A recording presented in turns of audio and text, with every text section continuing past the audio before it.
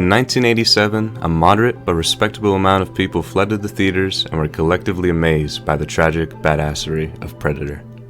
The movie was #1 at the US box office in its opening weekend, but at its release, most critics thought the movie was meh to average, with a Metacritic score of 45 and an average Rotten Tomatoes score of 7 out of 10. Pretty fresh.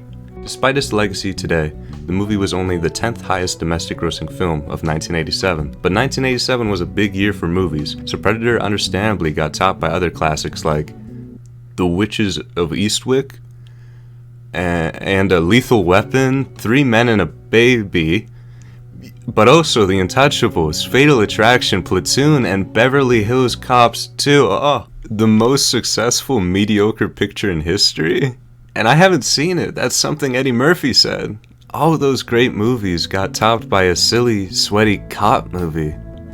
Thankfully, the creators of great 1987 movies didn't hold a grudge, and they stuck to their guns without trying to fit the mold of what's popular. Right? Oh. What? Oh god, no. Please, no. Help. It's alright, I'm a cop. Oh! But number 10 domestically and a dominant opening weekend are no small feats.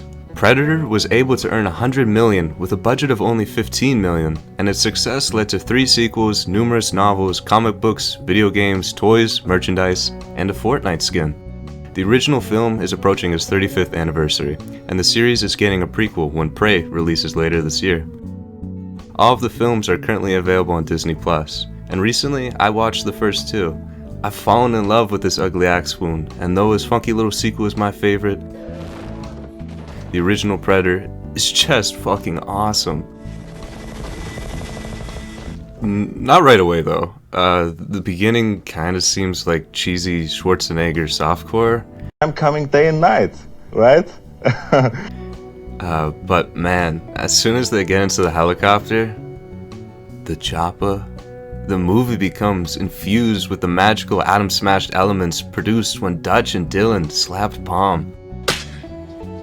The actors transform into their characters in the jungle, and after showing them being total badasses by having them wipe out an entire rebel camp, son of a bitch, the soldiers' true competency is put into question once the Predator begins stalking them. This movie bangs so hard, dude. Just the concept of the Predator alone is incredibly cool. I mean, he's invisible and he's got freaking Wolverine claws and like a shoulder-mounted energy rifle. And this guy is supposed to be the tanky minigun guy. Although Rick Hawkins was the first Marine to be killed, the crew was still unaware of what the Predator was or the extent of its danger.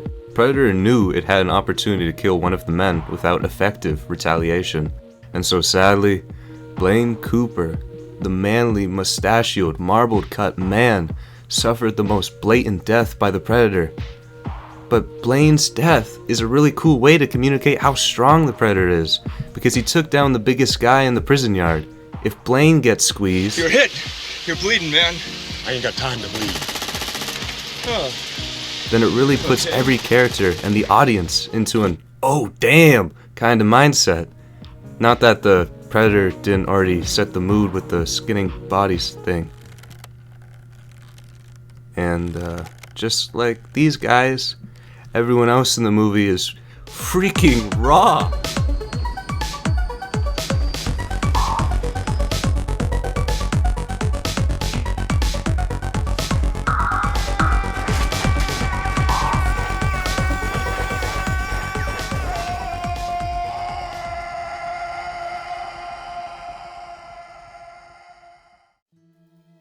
Maybe it just triggers some childish thing in my brain, but watching these big, burly boys stealth around the jungle and throw handies is so fun and exciting to me.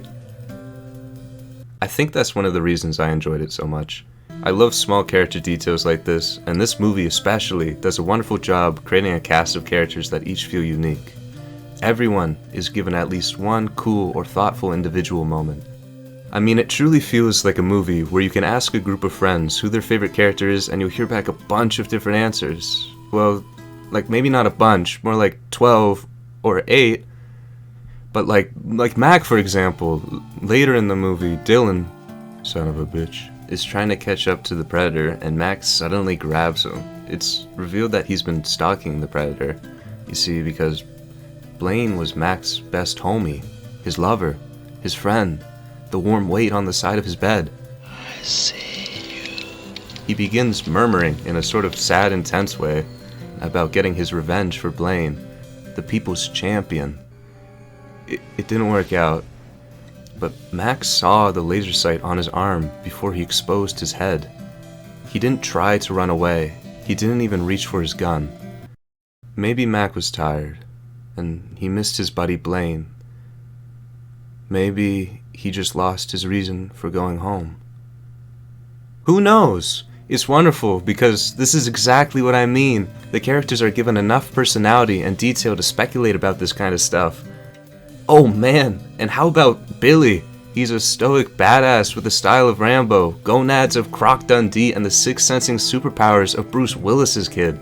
He's the most aware of the Predator's presence throughout the movie, and because he's someone who is usually so in tune with his environment, he's pretty salty about how unnaturally powerful the Predator is. And he especially hates Predator's ability to openly watch them while using invisibility.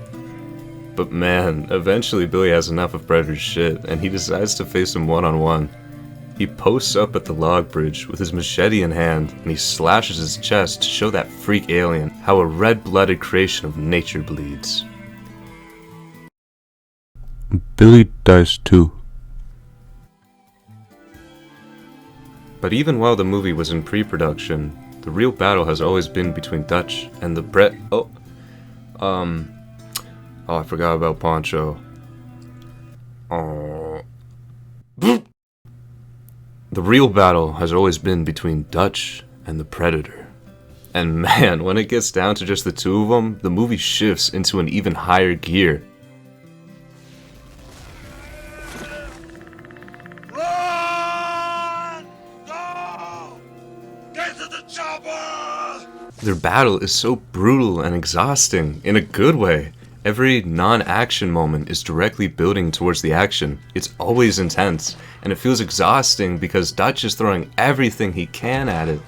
Oh, so he doesn't just kill the Predator on the first or second try, and each time it goes wrong, he has to scramble to run or hide so he can try again. His failed attempts are so crushing because the movie makes the effort to show that Dutch needs a plan and can't kill Predator on the fly. And those scenes that take place while he's running or hiding, completely weaponless? Terrifying, man. It makes you feel so helpless.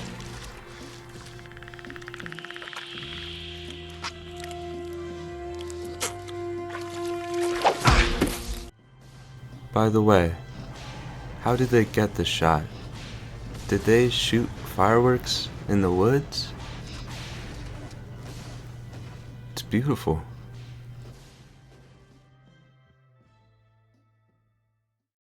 The original Predator costume looked like this. My boy is living like Larry. And also, the original name of the Predator movie was going to be Hunter instead.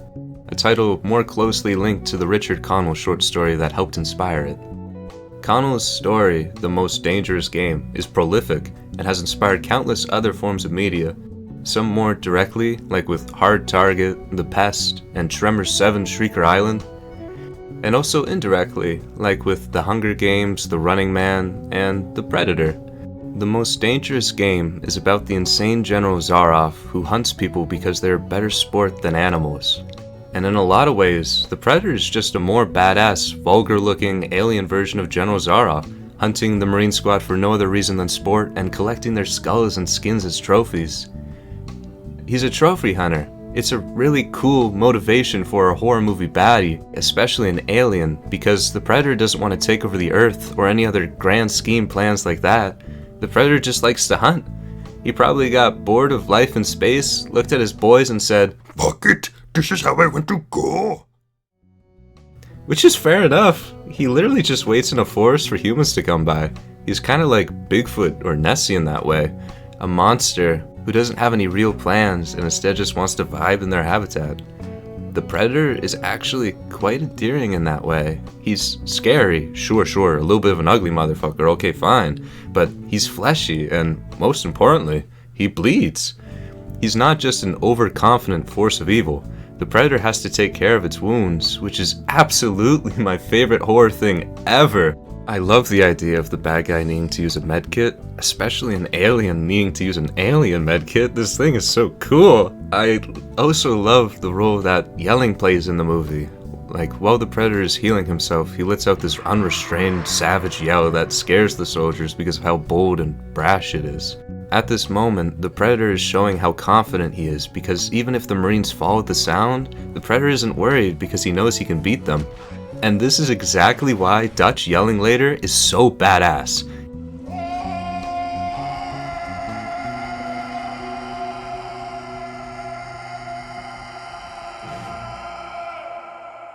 He's saying, "Come get me." Let me here! Kill me! Come on! Do it now! Kill me! Man, speaking of Dutch, in those edge-of-your-seat scenes where he hides and gets away or runs and isn't chased, the Predator is just off in a tree somewhere chilling, gathering himself, or polishing his skulls. The low-action scenes of the Predator, alone in the trees, waiting, is a wonderful way of grounding his character and building the tension until his next encounter with Dutch. But these scenes also sort of make you think about how often the Predator is probably alone in these trees. I mean, he has no way home. He was left behind, and maybe he didn't want to hunt humans and it's just some weird cultural thing he's got to do. The movie also never tells us when the Predator landed, so who knows how long he's been alone in these trees. Oh, I forgot to mention, the Predator also has a really cool hunting code. No weapon, no combos like Leffen. For example, there's this girl that the Marines take from the rebel camp, and there's a few moments where Dutch slaps a gun away from her because he realizes that the Predator is a gentleman and won't kill anyone without a weapon. Predator wants to fight his opponents because he wants to test his strength. That's why he decides to hand fight Dutch later, as a warrior's sign of respect. Again, so much class, how can you not love this guy? Even in his final moments, as the theory goes, the Predator laughs to show his admiration for Dutch's strength, and the timer that is attached to the bomb on his gauntlet only exists to give a worthy opponent enough time to get away.